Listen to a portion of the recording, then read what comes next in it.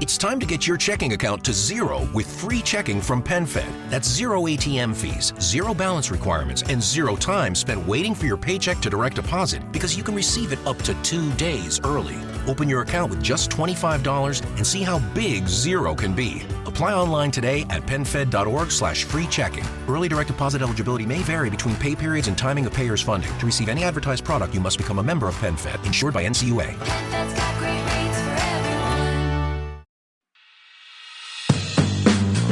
Welcome back to the Mediocre Alaskan Podcast. I got Daniel Buitrago. Is that better this time? Oh, that was great. Or was that a little bit too much stuff on there? No, that was plenty of just the right amount of flair. Just enough spice. All right, good. One of the co-founders of Alaska Wild Project. Definitely check them out. Great podcast. Great stuff they got going on here.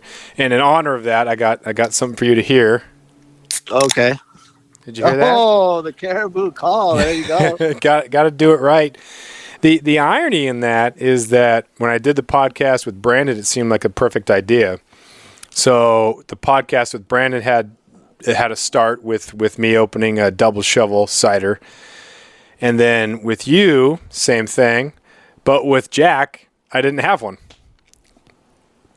Well, sometimes you're not in the right position to be caribou calling. Yeah, it's kind of funny and ironic.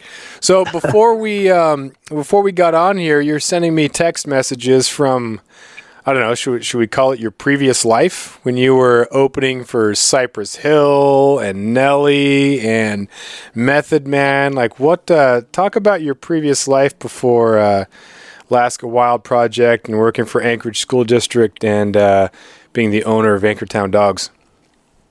Yes. So we, I would say there was about 5 of us that were into making hip hop music, rap music. And I would say my whole entire 18 to 30s was consumed with making music, promoting shows, doing shows, tours, opening for pretty much every major hip hop act that came to, Alaska. And it was a wild time, man. When you said you wanted to bring it up, I got back to looking at all the old pictures, and it just seems like one show, like one blur at this point. Yeah. But it was a crazy time back then. It's harder to, as soon as I found out about that, because you mentioned something about, I think it was Nelly, and I thought, oh my gosh, I immediately thought of all the times that I karaoke'd or, whatever. And then I tried to find some evidence of Nelly and Anchorage and then like the list and see evidence of that. But the internet was just kind of coming into its own with a lot of those artists. And then you certainly weren't having, booking online necessarily. You didn't have a lot of the newspapers weren't fully online, so you didn't have Anchorage Daily News online edition for a lot of that stuff. So does it make it more difficult to go back and relive because it's only what you took with either a film camera or some old 3 megapixel digital camera? Oh, it definitely makes it difficult, but I think I saved every single poster, every single flyer, every single VIP artist pass. I used to have them all up in our studio, in our music studio, back in the day, and I just saved them all. So every time that we would do a show, even our own personal shows, we put on probably way more personal shows than we did like opening for other artists. And I saved all those because the internet wasn't around. We didn't have phones. We didn't have anything. And I remember when we would promote our shows, we would go for, weeks in advance with, 3,000 flyers and just hit up every single bar and every single, university and pass all this stuff out. Whereas nowadays, everything's like cataloged on your Instagram or your Facebook. Yeah. I guess I could go back to MySpace. MySpace was just starting there. Is that still going on? Like, does it still exist? I think it still does exist. I don't remember my login. Dang. Oh, yeah, that'd be a tough one. My cousin went to college at George Washington University. My brother went back there first, played basketball. My cousin played soccer, and I think it was either business or entrepreneurship that he majored in. And kind of his side gig was, he called it Eland Entertainment. So he would go down to different clubs and he'd say, I will promote for you, and if I get, I don't know, half of the cover, you charge a cover, I get half of it, or whatever that was. And so he was into that kind of DC nightlife scene. And I went back there one summer to work, and he had something going on, or somehow got backstage or post concert party tickets with Nas. And that's funny that you bring that up, because Nas was the last show I actually did. We opened up for Nas for Moose's Tooth. One of their yearly anniversaries, I'm going to say, and we did the Nas show out there in their parking lot in Anchorage. Dang. Yeah, it was such a bizarre thing because you listen to music, but there's just it's a different world. And it was cool to kind of be back there. He ended up not showing up because, there's just so many other things. Like, people are hosting things for them, hoping that they show up, and sometimes they do, sometimes they don't. You can rent out a couple different spots and just go to the one that you feel like. So it's just such a different. There's an energy to it that's so different, and my cousin just loved it, and I didn't mind just being around it. Going to concerts once in a while, but it was just a little bit. It was like too intense and too late. But it was very intense. I think we had a show every weekend for 10 years, or we would do like 40, 50 shows a year, all over the place, and it gets old. Yeah. As you get old, that gets old, and then of course once you get you start having kids and you get married, it's like, all right, well, I can't be out at the club, every weekend. Yeah, it's unsustainable. Definitely is. At what point do you start to transition from that kind of old life to new life? And I don't want this to sound like a couple dudes talking about like a midlife crisis or anything, but like as your life goes on, there's like different chapters and how you evolve from, a man in your 20s to a man in your 30s to a man in your 40s. Things kind of change and evolve. What are some of the indicators, or what are some of the things that kind of mark that it's time to move on to the next chapter? I think it was when I had my first son, I realized, okay, well, I'm not going to be a famous rapper, so I better find something else that's going to work out for me, because I got to pay for this mortgage and I got to pay for these diapers. And I think that was for me the turning point where I was like, well, we've gone a decade doing this and we haven't achieved huge worldwide success, and it's not paying all the bills, so I better figure something else out. Yeah. That's such a weird thing too. They say overnight success takes 10 years.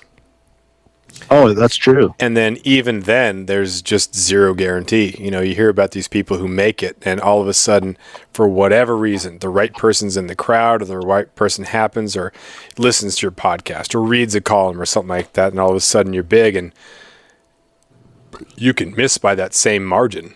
You can be so close, but it just doesn't work out. So to be able to pivot, it's different. I think about that sometimes with writing. My degree is in journalism, and I remember covering the Arizona men's basketball team in the early 2000s when they were really good, and traveling around, for NCAA tournament. And the people I met that worked for ESPN, and I interned at NBC Sports back in DC, and it just didn't end up panning out. I wasn't too worried about it. Now I'm a teacher, and so sometimes I look back and think, man, what if I would have met the right person, or would I had the right opportunity, and then, what if I was, a sports writer for a newspaper, or even bigger if I would have got in with ESPN or something like that. Then you just wonder how the life would change. But then, you just met the right person, or the right thing happened. But then that lifestyle, the same thing, that speed and that intensity for, being a musical artist. It's the same thing in like media, being on ESPN. You got to be on, and you got to stand out, and it's just relentless in the work you have to do. Teaching is a lot like that too, but man, I just love the coming home from work, and then you got the weekend off, and hunting and fishing and outdoorsing, and man, I think I would have missed out had I done that. It's almost like if I would have been a journalist for as a profession, that may have been awesome. But man, I love my life now, and it's hard to tell. I guess what I'm saying is that I don't have any regrets because things have turned out wonderfully, and I love hunting, fishing, outdoorsing, the purpose you feel being a teacher, and that just I think things work out well. Yeah, I think it will work out. What's kind of meant to be for you. I never put all my eggs in the same basket though. When I was doing music, I was also doing teaching. I was also starting my hot dog business and doing all these other things. I was like, well, one of these things are going to pan out. Yeah. So it was just a juggle of all these careers I was trying to pursue. Yeah. Yeah, it's such a hard thing when you're, especially talking to kids and trying to give kids advice. Like, have a fallback plan, but sometimes that fallback plan seems it's the easy way out. So you probably could have done your A, but you ended up settling for the B, and it's just so hard to tell like when to go all in on something versus when to kind of play it safe. And man, it's kind of crazy. Yeah, and I see a lot of like you see these inspirational guys or videos, and they say, well, don't have a backup plan. If you have a backup plan, then your number one goal will never be completed or whatever. And I kind of disagree with that, because you got to have a backup plan. Yeah. Well, people like to cite people who didn't graduate from college. Oh, Mark Zuckerberg didn't graduate from college, and there's a difference. If you have a $1 billion idea and a $1 billion work ethic, then yeah, maybe college isn't for you, or maybe you can, drop out of college. But there are some other things that have to be in place because otherwise it's not going to pan out. Yeah, they don't ever say the million other stories of the ones that didn't pan out. Yeah, exactly. So we talked about this briefly, or just texted back and forth. And one thing I kind of want to get your take on. You grew up in Anchorage. Now you're still involved with the school district. It seems like the modern day mentor has changed a bit. When you were growing up, what were the attributes of someone that you looked up to? When I was growing up in Klawock, the people that I looked up to were these teachers who were also fishermen and hunters who just had this great life outside of their job. And I thought, that's awesome. That is awesome that Mr. Butler is also a charter captain. That is awesome that Mr. Bussey goes hunting all of the time. It was so cool to see that. And I never got the impression that a job was 100% of your life. And they seemed so happy. And I was naive to obviously some things about adult life, but it just seemed like having that outside life in addition to the job was so important, so vital, and I looked up to that. And they were just men that got after it. What were some of the attributes of the people that you looked up to as mentors when you were a kid? I think when you think back when like we were kids, we didn't have this worldwide view that the kids nowadays have, where they have access to the entire world, at their fingertips on their phone or on the iPad. Whereas all we had was, our community and the people surrounding us.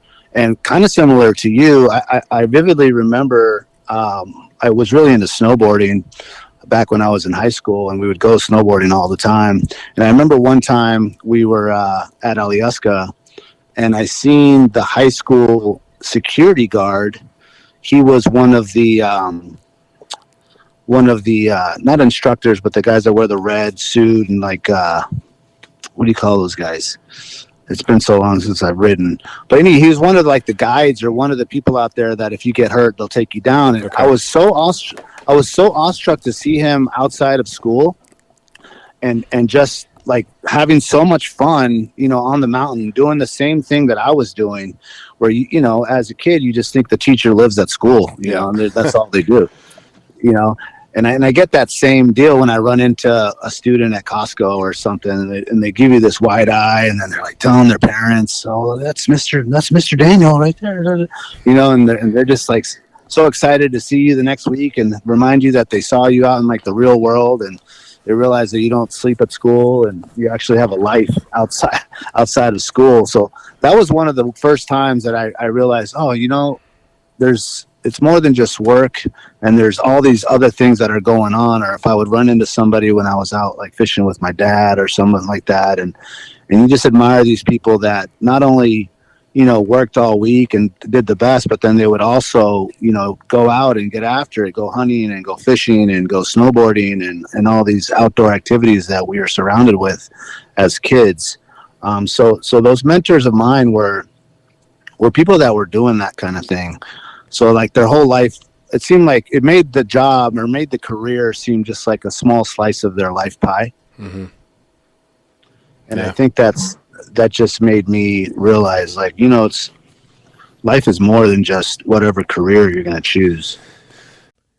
After years of fine print contracts and getting ripped off by big wireless providers, if we've learned anything, it's that there's always a catch. So when I first heard that Mint Mobile offers premium wireless starting at just $15 a month, I thought, what's the catch? But after talking to them and using their service, it all made sense. There isn't one. Mint Mobile's secret sauce is that they're the first company to sell wireless service online only. They cut out the cost of retail stores and pass those sweet savings directly to you. For anyone who hates their phone bill, Mint Mobile offers premium wireless for just $15 a month. I was hesitant about having to get a new phone and a new phone number, but with Mint, you can use your own phone with any Mint Mobile plan and keep your same phone and your same phone number along with all of your existing contacts. Mint Mobile gives you the best rate whether you're buying for one or for a family, and at Mint, families start at 2 lines. All plans come with unlimited talk and text plus high-speed data delivered on the nation's largest 5G network. Switch to Mint Mobile and get premium wireless service starting at just $15 a month. To get your new wireless plan for just $15 a month and to get the plan shipped to your door for free, go to mintmobile.com/waypoint. That is mintmobile.com/waypoint. Cut your wireless bill to $15 a month at mintmobile.com/waypoint.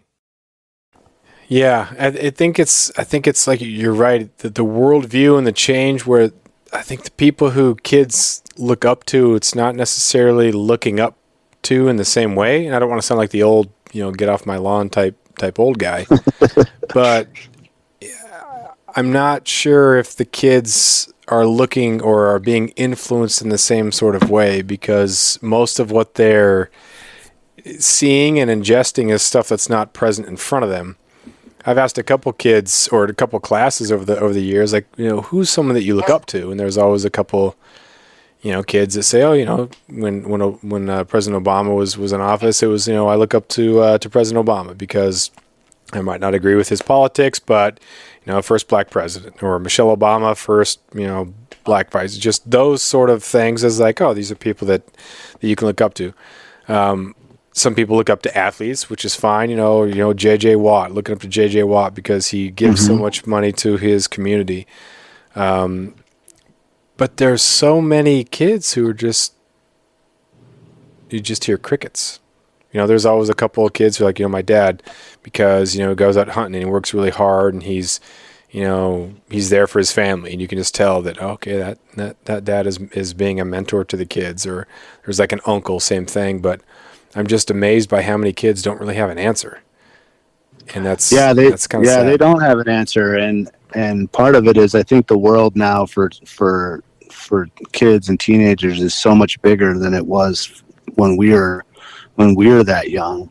Like we didn't have the internet and all these things. And now, I'd say 8 out of 10 kids that I asked that question to, what they want to be, it's either they want to be some sort of sports star or a YouTuber. Yeah. Oh, so, so it's like they want to be a YouTuber because that's what they see, that these people get to have all this fun and they get to, play with all these toys that they want to play with or do all these funny pranks. And it's right in there, and they're doing it all from their own home that they pay for from YouTube views or whatnot. And even my own kids now, like, one of them, that's what he wants to be, and I'm like, well, what you don't see is, all you see is this little 8-minute video, but what you don't see is all the work that it takes to create this video and edit this video. And you don't just get 8 million views by just creating one little thing and that's it. Like, there's a ton of work that goes behind it. Yeah. And I just think that so many kids are looking to that as their avenue to become successful, which, maybe one or two will do it, but the majority of them, you're going to have to learn how to become a plumber or something, because that's what we actually need. Yeah. Yeah. I talked to my freshman class, and I'm saying, what job takes no skill or no work ethic? And every time they came up with something that sounded easy, like video game person. I don't know. They had like a real term. I was like, well, what is that? It was like someone who live streams their video game playing and people watch it. And I thought the vast majority of those people end up being the watchers. They're not the actual person that's playing it. And you have to work your face off in order to be good enough at the game to do that. But most people will play the game to the point where they don't have any other marketable skills. And if you're doing the YouTube thing, you have to be a sneaky master at marketing and psychology to understand what's going to work and what's not. And it's pretty sad. Yeah. Do you feel that there's that you have more of a responsibility to show kids something different? Like sixth period today, a couple kids, they said, Mr. Lynn, you going to hunt this weekend? So I took the first couple of minutes of class to just talk about, I'm going to go hunting. And then, my wife likes to go hunting. And I just felt that it was important every once in a while to take a couple of minutes and just share what I value and what my wife values. And hopefully they see that, okay, Mr. Lund goes hunting with his wife, and they're excited about that. Maybe there's something in that makes some sort of impression, because I don't know, whatever it can be to kind of get the kids away from just getting sucked down that hole of the weekends are for screens. Yes. And one thing that I do a lot of that as well. And what I try to really do is I try to take a lot of videos and pictures of my kids doing these things with me, so that when I show these students, I'm not just showing them me as an adult doing these things, but I'm showing them that my son is actually the one catching these fish. My other son's the one actually that's clamming or whatever. And I'm at a Title I school, which is, I don't know if you know what that means, but it's, underprivileged, economically disadvantaged schools. And so a lot of these students, like, they go home to a 1-bedroom apartment and there's, 8 of them in there. And then they see me doing all these outdoor activities, and I'll bring them, meats, caribou sticks or moose summer sausage. And they just blows their mind that, and I try to explain to them, I was like, this is just right here. Like, look out that window. You see those mountains right there? That's where it's at. Like right there. And the more, and I think it really touches them more when I show them a video or a picture of my son or one of the kids doing it, and then they just become enthralled, and then they want to go do it. Yeah, I think that's so huge too, because kids only know what they're exposed to, and so if to them, home means this, and it's just overcrowded apartment, whatever, and they don't like dinner time. What is dinner time and what is for dinner? And it's not 6 o'clock on the dot like my mom had it, and something that there would be leftovers. And when I came home for basketball practice in high school, there were leftovers waiting for me. If they don't know any of that, then when it's their turn to be that mentor or that parent, it's going to be different. So if you kind of plant that seed of, this is one way of being a parent, and it's about connecting, and it's about doing things outside and fishing and hunting and stuff like that you were talking about with your son, that could plant the seed that next generation that's going to kind of change that trend or reverse that generational habit or trend or whatever, like that could be massive. Yeah, I agree. And I think that's partly, I made a switch about 8 years ago from being a classroom teacher to now I run an after school program for the school district, and it just gave me an opportunity to actually just show and actually bring these kids to do this type of thing, where I'm teaching them how to make a fire, or taking them ice fishing or cross country skiing, or just to hike around in the woods, and these things that they will never experience, just living their day-to-day life. And I just received so much more pleasure, but also like I feel fulfilled, to kind of show these kids that. And not all of them are going to be like, oh, I want to do that. But, you get two or three of them that are just like, I can't wait. I want to go ice fishing. Like, I want to try that. I've always wanted to try that. I've seen it in this video or whatever. And you kind of bring that world closer to them so that they becomes tangible and it becomes closer so that they can actually think that they can grasp that if that's a path that they want to choose. Yeah, and I think if nothing else, at least they find out that there's other things out there, and at least they've tried it. So I don't like it, but I've tried it, rather than I've never done it and I don't like it, which makes no sense. Yep. It's so rewarding to be able to, and it's all those cliche sort of teacher sort of things, but it's so much fun to be able to have something that has that level of purpose and show people, and then when kids then share with you that, hey, I got a buck and here's the buck, or oh, I went out hunting, I didn't get one. And one girl gave me in the class 6th hour today and said, my sister got a buck yesterday with a chair. And I kind of interrupted her. I was like, she got it with a chair? She's like, no, like she was sitting down in a chair, and then the deer came in. And she threw the chair at it, just being ridiculous, but kind of joking around with that. And it's cool that the students want to share, those outdoor sort of things too. So it's not just about Lund, who beats us in the face with, English assignments and that. It's pretty cool to have that connection. Yeah, I actually received a text the other day from one of my old students. I mean, I'm on my 20th year teaching. And so now all these kids from 15 years ago are now young men now, or young women. And they see, through Alaska Wild Project and my personal Instagram and all that stuff, all these things that I'm doing. And now that they're becoming adults themselves, they know, or they feel comfortable enough to reach out to me and be like, hey, I'm trying to get into fishing. I'm trying to get into hunting. What type of rifle do you think I should get? What do you think about this? Where should I go?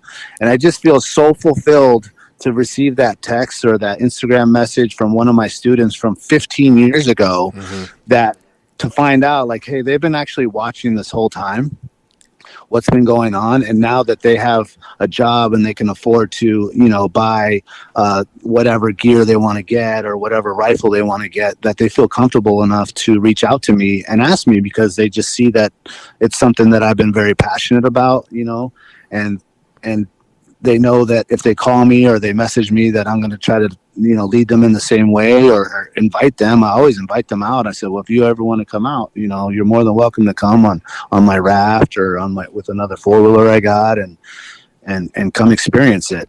And so I think now that I've been doing it for so long, and you see the reward come, Yeah. Whereas you're more immediate right there with the high school kids who might be thinking about doing it right now. Yeah. I'm almost like planting the seed for so hopefully it'll germinate later. Yeah.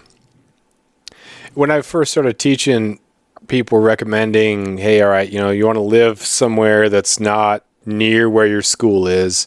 And I was in Central Valley, California, so there's a lot of cities. I taught in Manteca, and Stockton was a little bit north, about 30 minutes or so. And at first I was convinced that makes a lot of sense. I'm going to live in Stockton, teach in Manteca, so you have that separation. People said, yeah, I want that separation.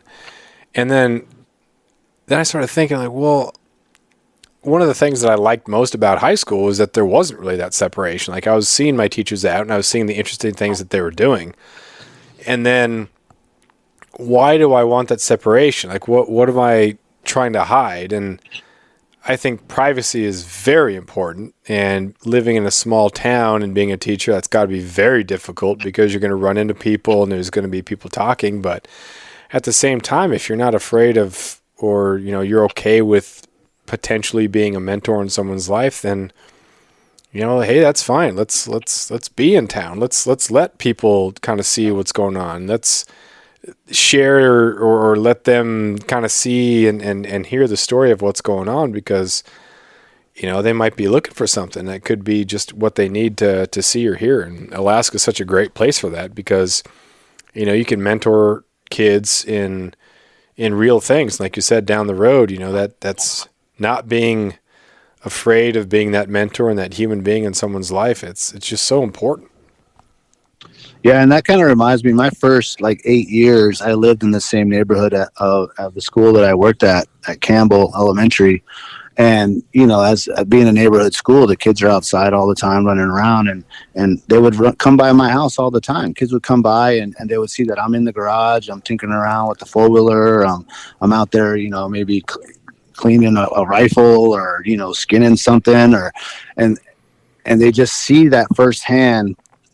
And then I invite them to come in. I was like, well, you want to earn something? Well, it starts with you maybe shoveling the driveway for $20.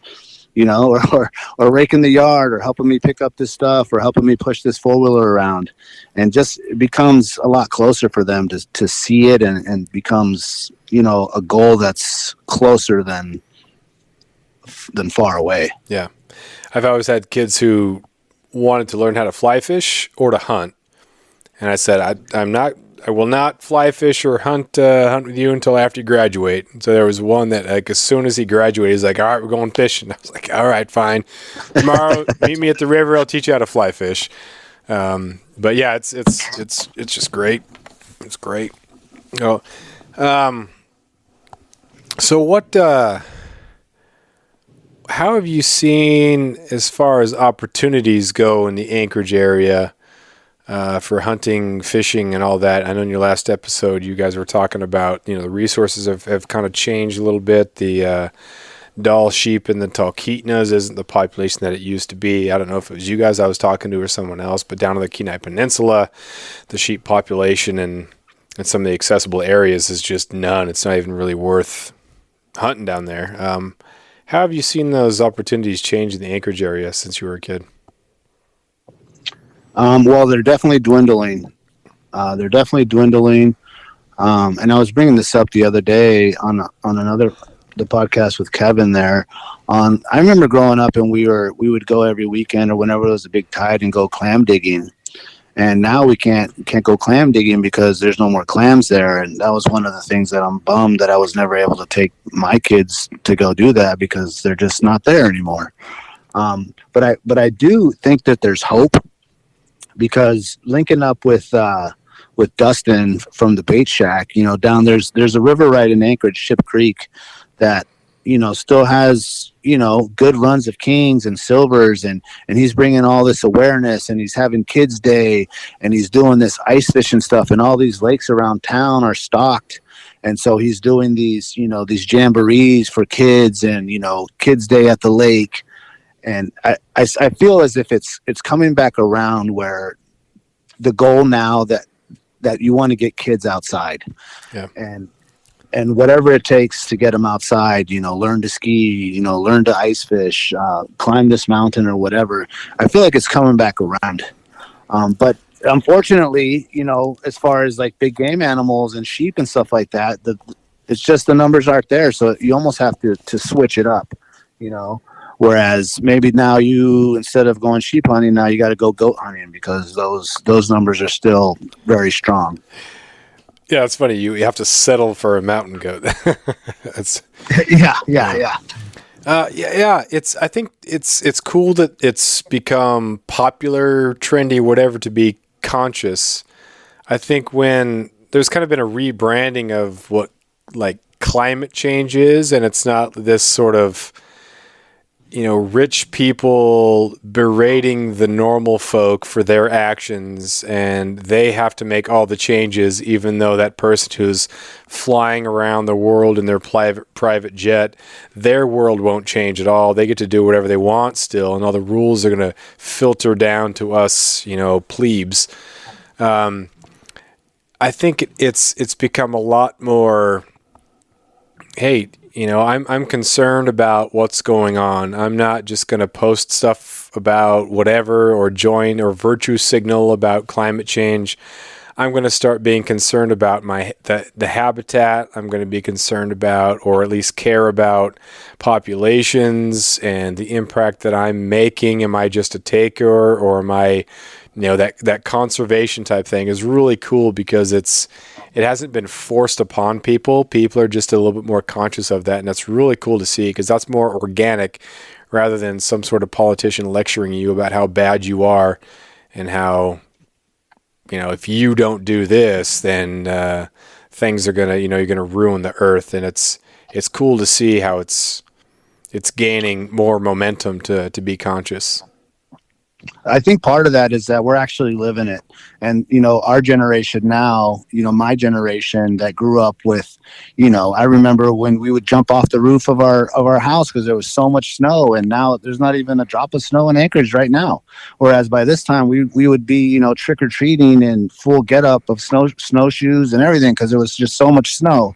And we would be able to go fishing for kings all the time. And we'd just go to the creek, just to Campbell Creek that used to be by our house. And it was just flooded with silvers and kings and trout and all this stuff.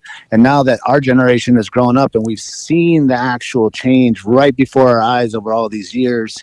And now we're able to tell our kids, well, when I was little, this used to be going on right here. There used to be all these animals here, or there used to be this weather was different when I was little. And so it just kind of opened our eyes to my generation, and hopefully leads into us having these discussions with our children and their friends so that it can continue to bring awareness to it, because it's a real thing that's happening. Yeah. It's part of it's kind of sad because in our minds we're like, and it wasn't even very long ago. You start thinking, oh wait, that was like 20 years ago.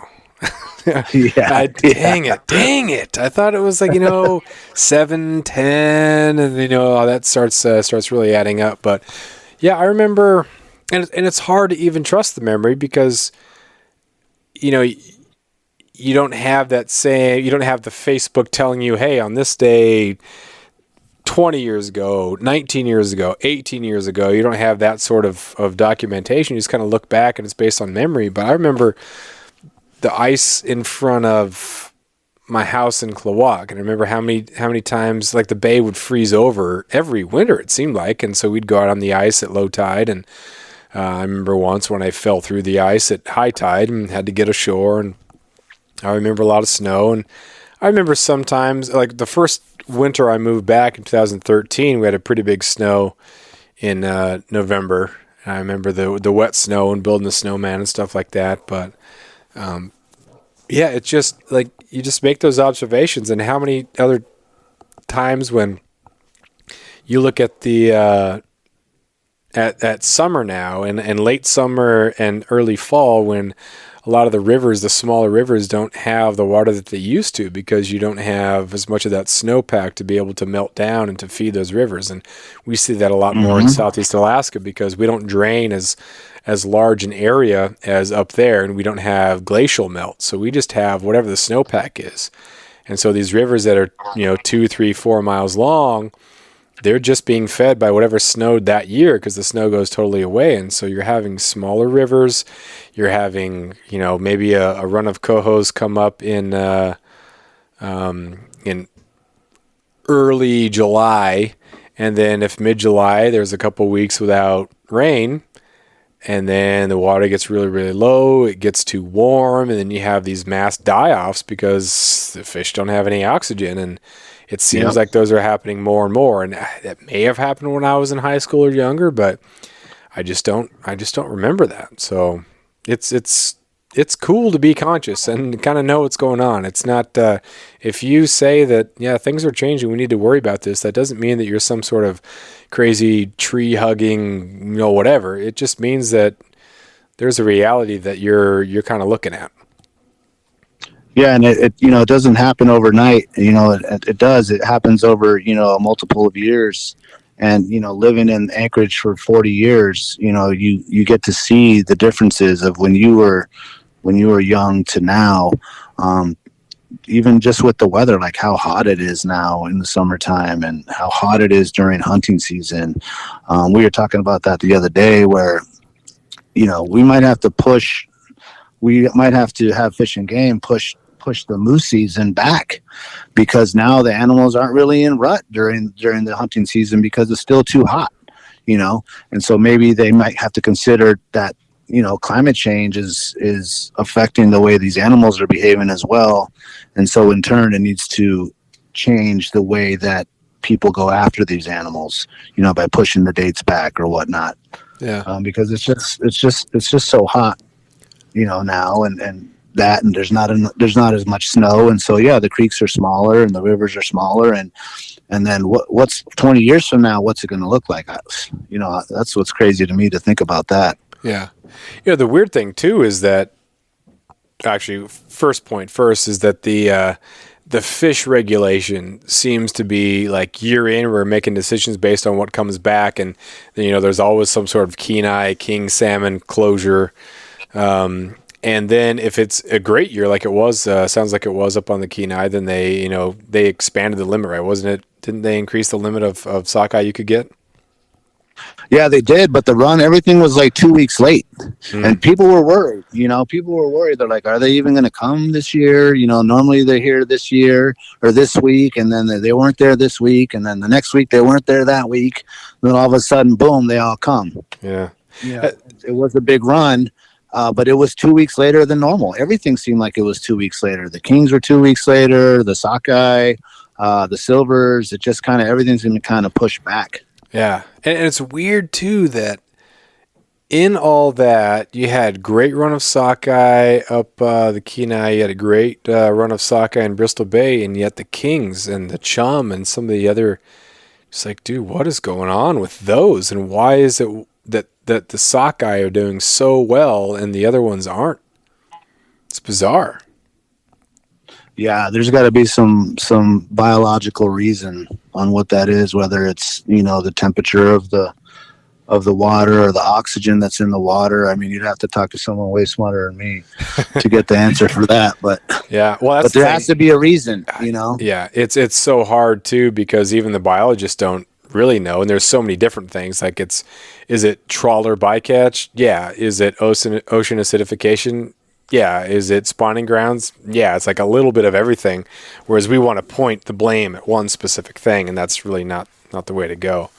But it would be interesting to see if they took that same sort of like annual approach with big game, and say, all right, we are going to move things back a week, or we are going to, based on we had a really bad winter, so we're going to move the deer harvest from 4 to 3, and then a couple of years then go back up to 4. We don't have that same sort of fluctuation with big game, because I think people would go absolutely crazy, afraid that it would never go back to what it was.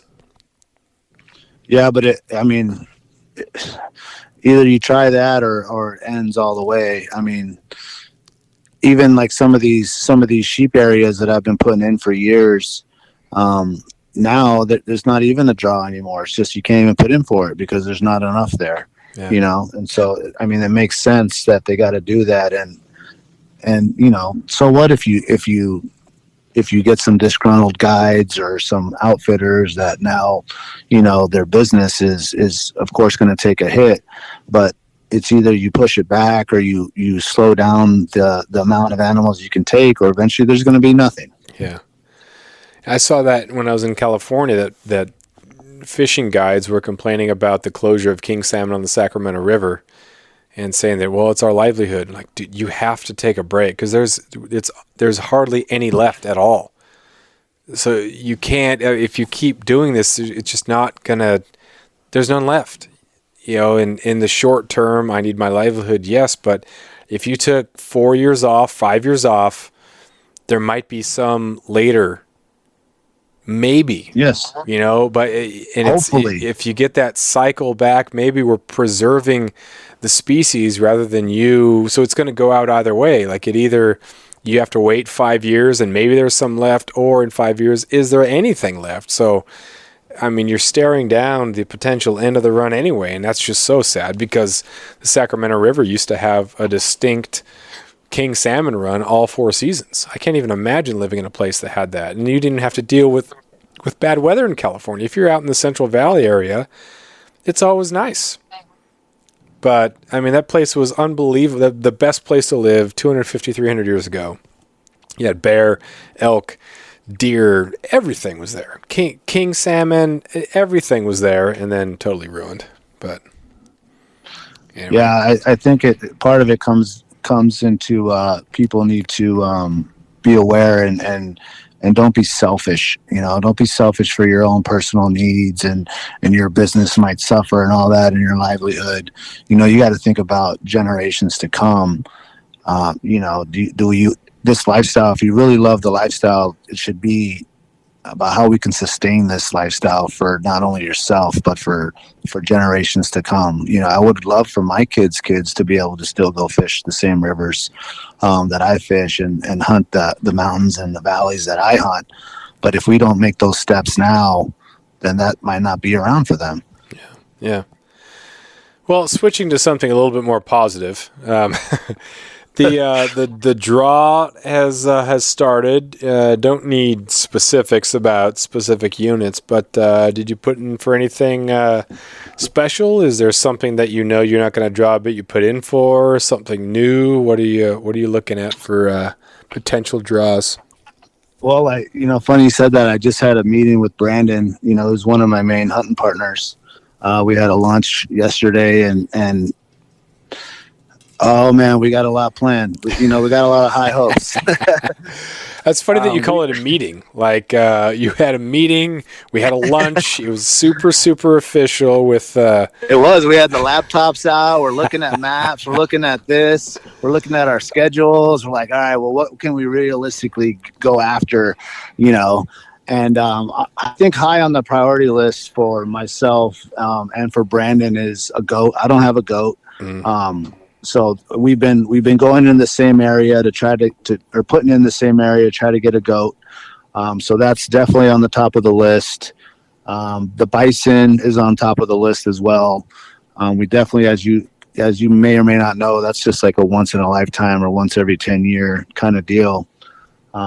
And so that's definitely on the top of the list. I believe Jack and I are going to go back to the same area and try to get a sheep out of where we went.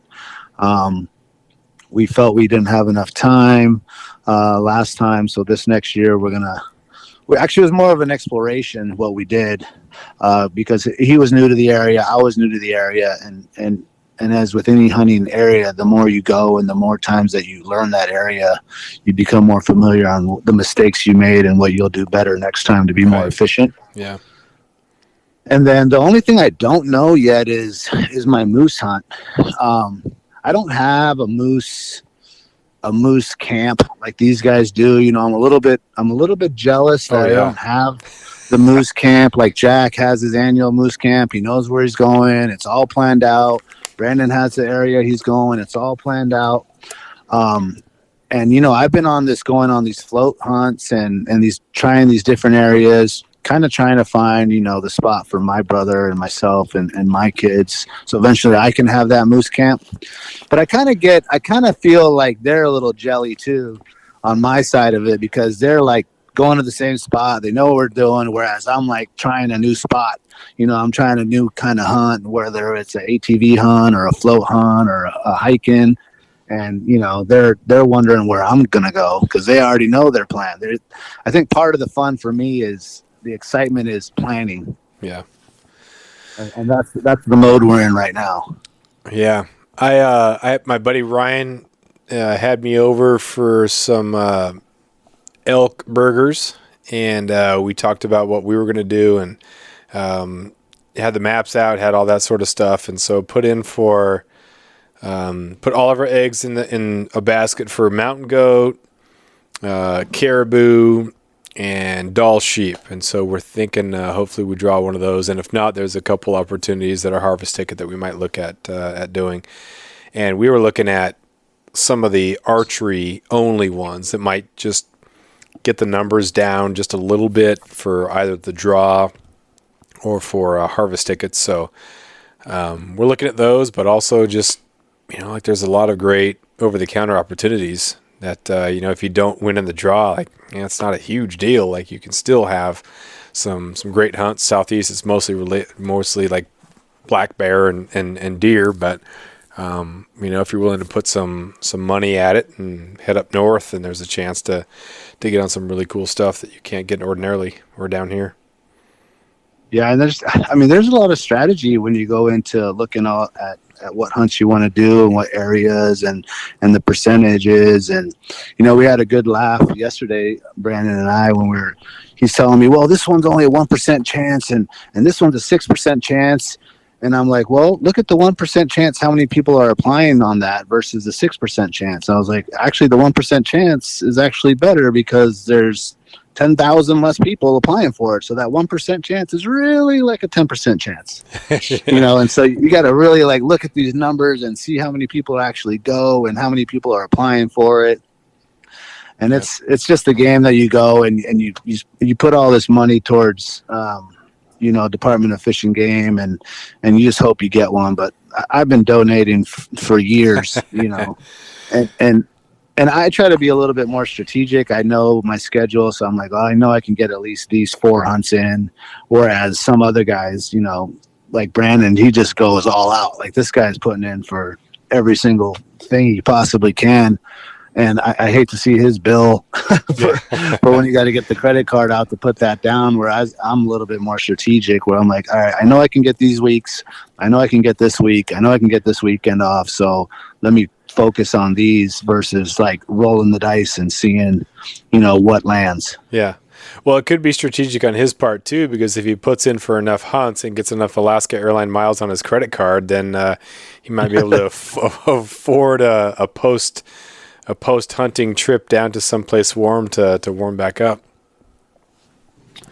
Yeah, and that's something we've been discussing too. Like on my bucket list is I really want one of those elk out of Utah or one of those out there, and that's just a whole different system with the points and all that. But like that's just one of my bucket lists. So every time I run into a tourist that's into hunting and I'm showing pictures and they're showing pictures, I'm always like, well, I'll take you on a caribou hunt if you take me on an elk hunt, and try to work it that way. Yeah. Well, it's so tough in some of those states because like Alaska is fair. You have the same amount of opportunity as a non-resident for the most part, or even if you're a resident, like it's just all the same. In those states that have preference points, you could be putting in for years, and now if you're starting right now, there's zero chance in some states that you will ever draw an elk or something like that because you're 15 points behind. And because of point creep, more people are putting in for these spots, and you have random person who's putting in for elk tags in 6 or 7 different states. And so they're accruing points and more points and more points and more points. And so it's impossible because what might draw with 15 points this year might be 16 points next year. And in 5 years, it could be 20 points. Like it's impossible. You're always running behind. Yeah. So, and then a place like Arizona where it's a little bit easier to draw, I guess.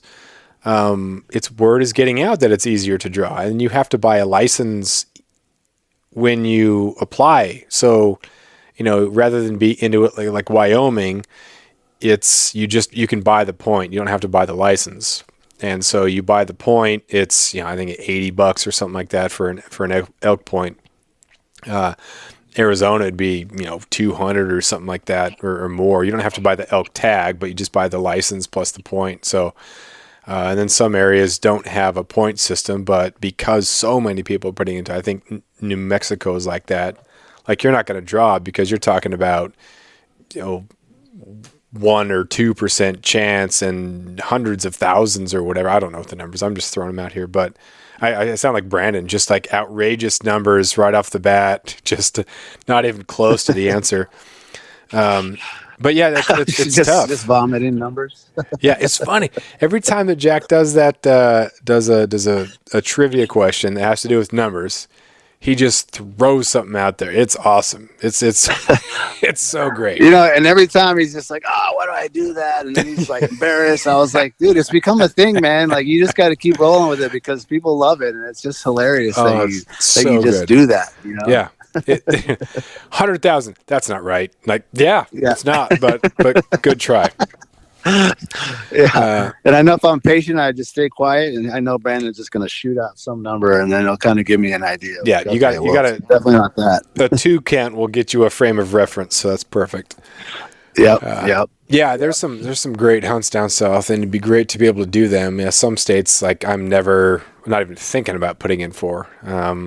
But it's just the way it is. But it is so nice. And when Abby was a resident of Wyoming doing that mule deer hunt, man, gosh, it's so fun to be able to walk through forests. Like up there, it's not as thick as it is down here, but just being able to walk over and see where you're stepping, and it's not just saturated, boggy, or muskeggy and thick. You can see through and you can glass, like the mule deer program of sitting on the side of a mountain and glassing until something comes out is just so sweet and so different. Like there's really not much glassing down here. It's at this time of year, it's, you're using binoculars to see through the thick brush and forest, and then, the other side of the muskeg. But it's just fun to see something different. Yeah, that's such a beautiful forest down there, man. It's like an enchanted place. The times that I've gone down to Sitka and hunted down there in Southeast, it's just, man, it's like a whole different world. Yeah. Yeah, so many great opportunities. But if you could draw one, like what's the one that you were really looking at for 2022? What's the hunt that you really want to do? The one I want the most is I want the Kenai area goat. Nice. I want that so bad. Yeah. I've been on the hunt like 5 times. And that was kind of the same area where we were putting in for sheep as well. But that's not even an opportunity anymore. I've been up in those mountains lots of times. It's close enough to home where you can play the weather. And it's just so beautiful up there. And it's just one of those bucket list ones that I just want so bad. Yeah. I'm really itching for a good caribou tag. I'd like to hunt caribou when it's not -30 like it was when I was hunting up in Fairbanks in March.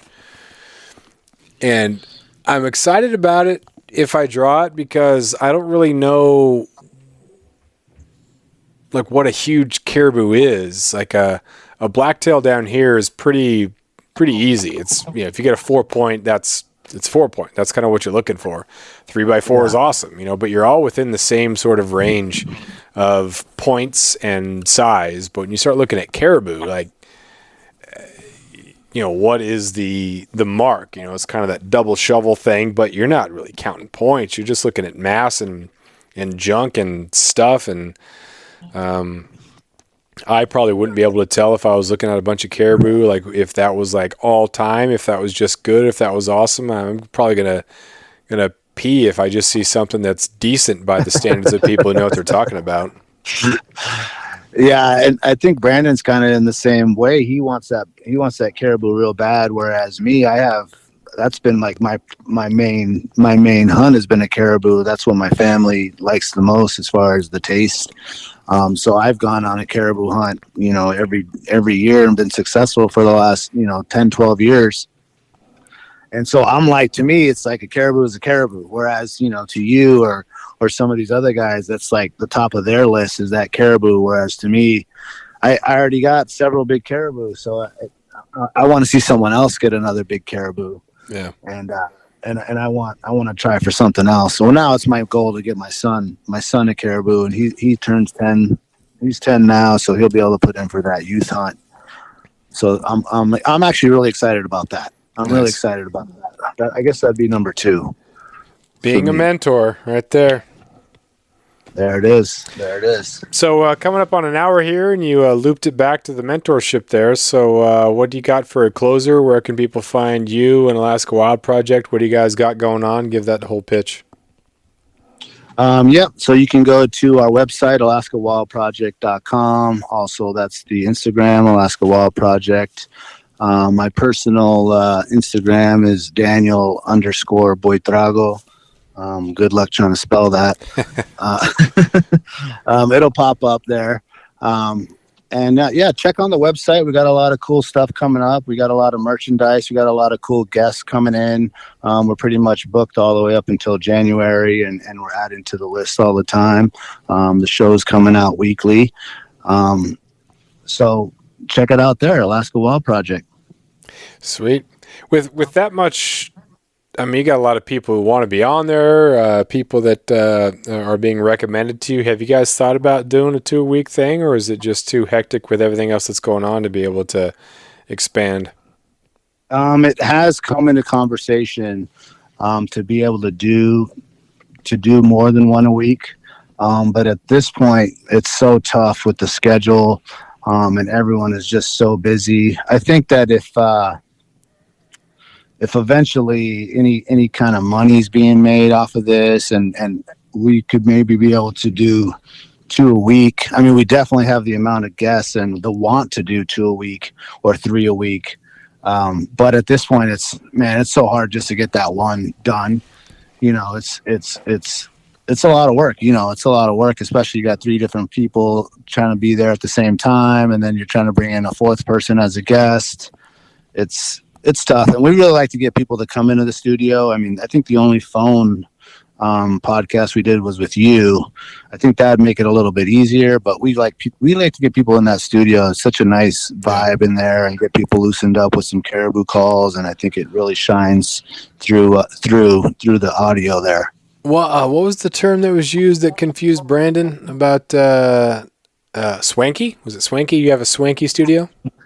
Swanky, yeah, swanky. Gina called it swanky. That's and he's great. like, "Is that like janky?" Oh man, I love that the progression of you guys. Like you being a solo podcast, it's hard to kind of tell how much that my podcast has really changed because it's just 2 people. Most of the time, it's by the phone. So just to listen to like your individual personalities come out, it's been a lot of fun to kind of see what you guys come up with and just a lot of fun. The comfort level, and it's just great. Just great listen. Every Monday, I'm pretty excited to see what you guys have come up with. Oh, that's great, Jeff. We really appreciate that. And you're right. I think the characters are beginning to shine a little bit. Everyone's not as shy on the mic, and become a little bit more just comfort with ourselves. And you know, I think that's what it's attractive to people as well, is you're not only attracted to the information or the guests, but you're actually attracted to the characters that are being shown in the shows. Yeah. Yeah, I'm not sure if anybody wants to be on Jack's quiz show if he had a game show, but everybody wants to know where he hunts for moose for sure. Oh man, I don't think we got one trivia right. I don't think this guy's. I don't know where he's getting all this info, but man, he could be a great trivia guy. Oh, it's great. He's a deep thinker. Like you can tell. Like this, he's into a lot of stuff. It's pretty fun. Yeah, he is, and I think there's a nice balance. Yeah. We think we got a nice balance here of us 3. So it kind of we're able to cover so many different topics and have different opinions and angles on how we see different things, and I think that's it. It shows in the show. Yeah, for sure. Well, thanks for being on here, man. Have a great weekend. Thanks for what you're doing. Appreciate it, and we'll definitely be in touch. All right, Jeff. Thank you, buddy. All right, take care, man. Bye.